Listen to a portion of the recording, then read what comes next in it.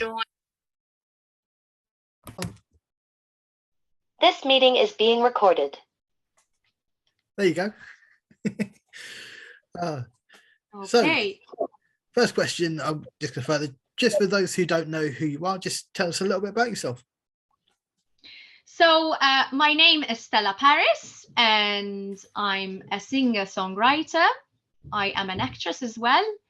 I have been in a few British movies and on a TV series, a Hollywood TV series called The Undead Series. I used to be a radiographer, and I transitioned from radiography to the entertainment industry about 15 years ago. I'm originally Maltese. I'm from Malta, and I moved to London about 8 years ago. My second song has just been released about 3 weeks ago. The name is Electrifying, and it is about, it's based on a true story, actually. I wrote the song in 2018, and what inspired me was a true kiss. I was in a supermarket with my partner back then, and I gave him a kiss on the lips, and he said, "Oh, wow, you shocked me." I'm like, "What do you mean?" He said, "You gave me an electric shock to your lips." I said, "Oh, let's do it again." Mwah. Oh, it didn't happen that time. I think I was holding some positive charge, and he was like maybe negatively based, or the other way around, and it's just sparked, kind of like electrocuted him. So the next day I was walking down the street in Crystal Palace, just taking a walk, and I was thinking, and it just came to me like electrifying lips. And then I got home, I worked on it, and in a couple of days came up with the whole lyrics of the song. That is so beautiful that it came from a singular moment. And we all say anything could happen in places like a supermarket or out on the street, but for you it was something beautiful as sharing a kiss with a loved one. Yes, and I was intrigued. I was very intrigued by it. And I was thinking, oh, I wonder how and why it happened. Maybe it was because I was doing a lot of meditation at the time, and I had like an extreme positive spark. I also take a lot of used to take a lot of salt baths. I used to put like salt in the bath, and then just to create a positive energy in my aura and my body. So I was thinking, oh, maybe that's why. It's all possible, I suppose. So what caused the transition from jobs? Well, I'll be honest with you. As a kid, as a teenager, I have always wanted to be an entertainer. I wanted to be an artist. I wanted to be creative. I have always been creative, even when I was a kid. Maybe not in the form of music, but I used to write a lot of poems. I used to write a lot of stories. I used to do a lot of painting, and I used to enter my poems and my stories into the newspaper, and I used to win almost every month. I used to get a prize. They used to give me a coupon, and then I used to get some toys from the toy shop. This was back in Malta when I was a kid. And when I always wanted to be in entertainment business, but you have to realize Malta is a very small country, and I come from a very academic family. My father's a doctor. He's a professor in university. He writes educational textbooks that are used in universities around the world about finance, about economics, and he always wanted to push me academically. So I speak about 5 languages, not all of them, in advanced. I have 13 GCSEs, and I have a Bachelor of Science in Radiography.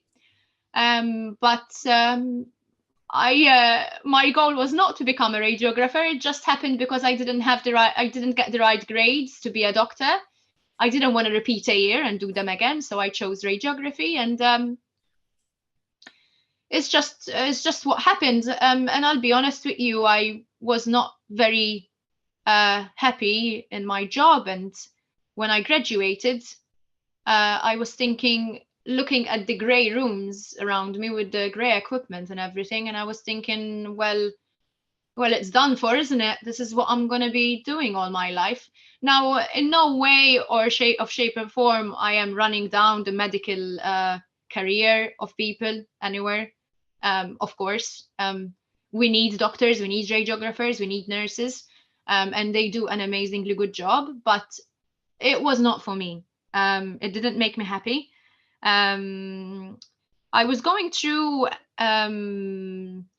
a hard time in my life as well. I was kind of depressed at the time, and seeing chest x-rays and different kind of x-rays, and I used to diagnose them and see tumors and shadows in pictures, and it didn't make me happy, because the patient would be right there smiling at me, confiding in me, these sweet old ladies, sweet old men, some of them young too.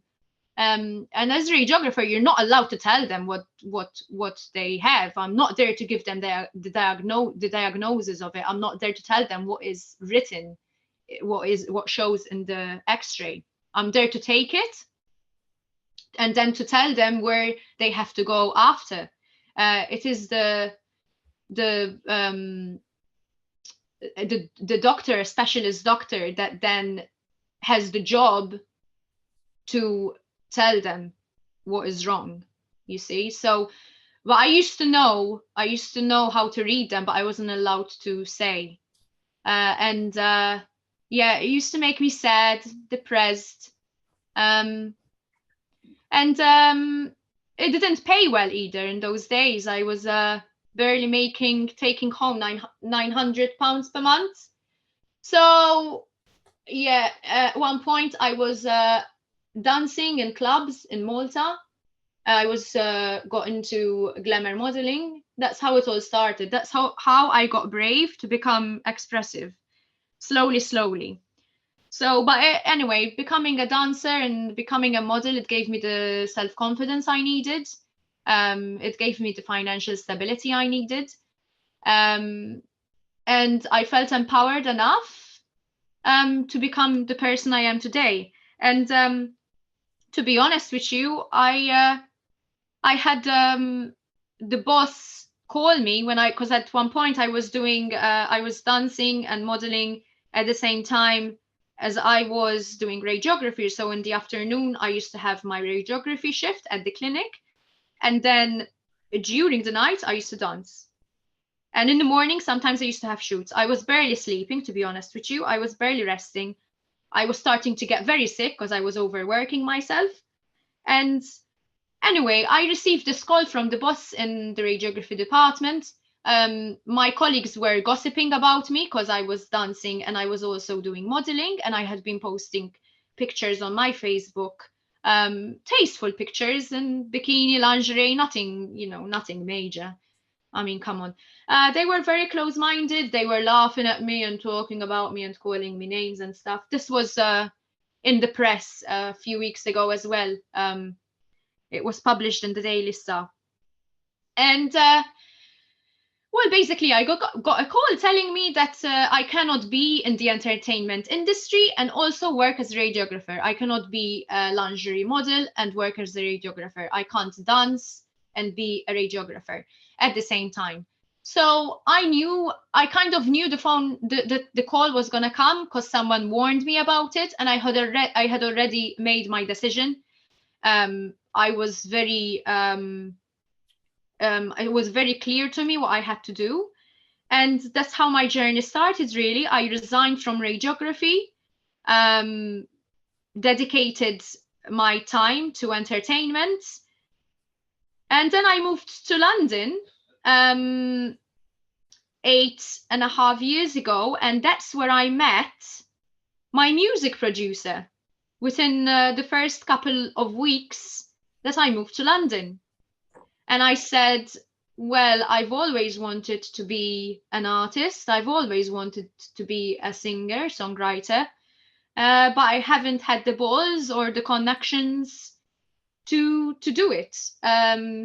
To be honest with you, Ben, I had written some songs and some melodies in my teenage years, and even some rap songs as well. I was majorly inspired um, by two very different artists, by Madonna and also by Eminem. So I used to create, I kept them to myself. I did sing them to one of my best friends back then when I was about 13.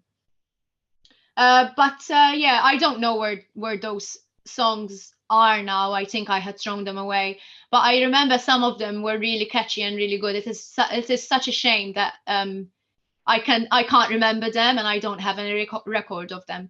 But anyway, to get back to the point, I met the music producer in London, Kevin Best, who produces who has produced my two songs. First one, Parties Banging, and the second one, Electrifying. And yeah, it took a few years for me to be confident enough to start with this music journey, to be honest with you. It took a while to get the confidence and to put my time into it and to say, yes, I can be this as well. I can do it. Yeah. So first, what happened was in 2000. Was it 2016? Yes, in 2016, me and Kevin started talking again online, and he said, why don't you start singing? I remember you really wanted to. Why don't you do it? Well, you got into acting, you've gone to Hollywood, you've been modeling, you've been dancing over here, you've been doing really well. So why don't you do something about it? I remember when you first met me, you said that you really wanted to do it. And I said, well, I'll be honest with you, Kevin, I haven't had time or the energy to write any songs. I haven't done it since I was a teenager. So I don't know if I can.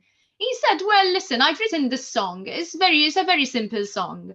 I can give it to you. You can just do the vocals of it, see how it goes, see it as a trial, and we'll see where it takes us. And so I did, and that was Parties Banging.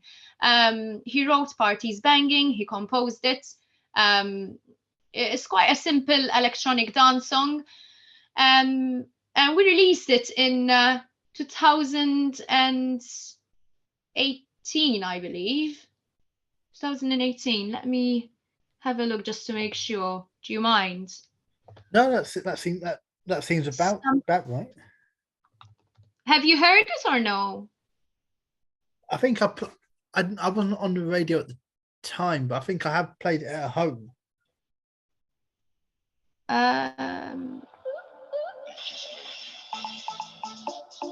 Trying to see the date.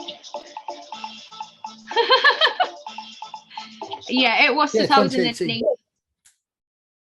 Yes. Now, where were we? Here we are. And yes, so it started with that. I think it was a very simple song to start with, which I think gave me the confidence I needed. Well, to start with something, with somewhere, and I shot the music video. It was a very simple music video as well. And then I wrote Electrifying, but it took a really long time to release it. As you can see, we're in 2022 now. I was going through some things, and because what I do, the way I work with the way it happened with Electrifying, right, is I write the lyrics to a song. I write the melody, so I know how to sing it.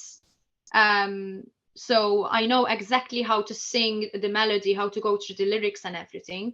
So then what I have to do, I have to send my music producer a recording of me singing it a cappella, right? Because I have never learned how to play a musical instrument. So that is what I do. I send the voice recording over to Kevin Best. Then he listens to it, and then he puts the tune, the actual, he produces the music with it. You see, he produces the music to it.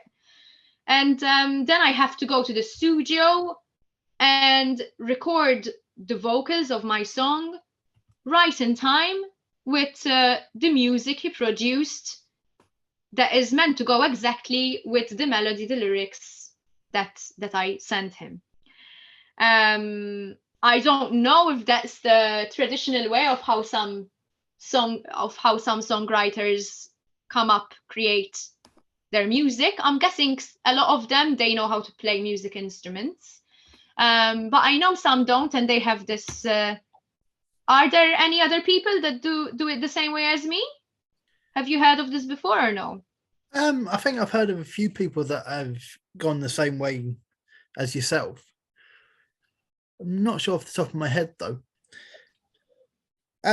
Just to move on from the music, you've also recently starred in City of Spies. Is that right? I have, yes. I did. Can you tell us a little bit about that, what the film's about, and your role? Yes. So I filmed City of Spies in Austria. The director is Phil Moran. The cast, everybody was lovely when I filmed it. I played the role of Nadia. She is the secretary to the Ukrainian ambassador in Austria, and she is not who you think she is. I don't want to spoil anything for those who maybe would like to see the movie. We shot it a few years back in Austria, and we did our first release in UK a week ago. It looked fantastic on the silver screen. It just looked amazing. The City of Spies is about spies in Austria. It is about fake news. It's quite political. It's a thriller. It's very different from your typical political movie. It has a satirical and comedic concept to it as well. It is very interesting. Very interesting. Phil Moran is going to do a part 2 to it. It has a big twist at the end. It's really good. It's really good. I had a really good time filming it. The positive energy behind the scenes was amazing. And I can't wait to film part 2, to be honest with you. Phil Moran has spoken to me about it briefly, and I can't wait. And I can't wait to see the first film because it sounds absolutely fantastic. I say don't give away too much just yet, but it definitely does sound like my kind of film that I'm going to just sit, put on the big screen, and just go, wow. It's available. I think that Phil Moran has been trying to pitch it to Netflix to put it on, but when you pitch independent movies to different streaming platforms, it takes a long time. It takes much longer than you think. And also, some people think that filming a movie it happens quickly and it gets released straight away, and that's not true. Some movies, they're filmed. It takes years to film them, and it also takes years for post-production as well. City of Spies, it took about a good 2 years after he finished filming it. It took a good 2 years for him to release it online. and then release it on the silver screen in Austria, and then just the other week over here in UK. And it is available on a streaming platform at the moment, which is called simple. It's called Stream, Stream. So you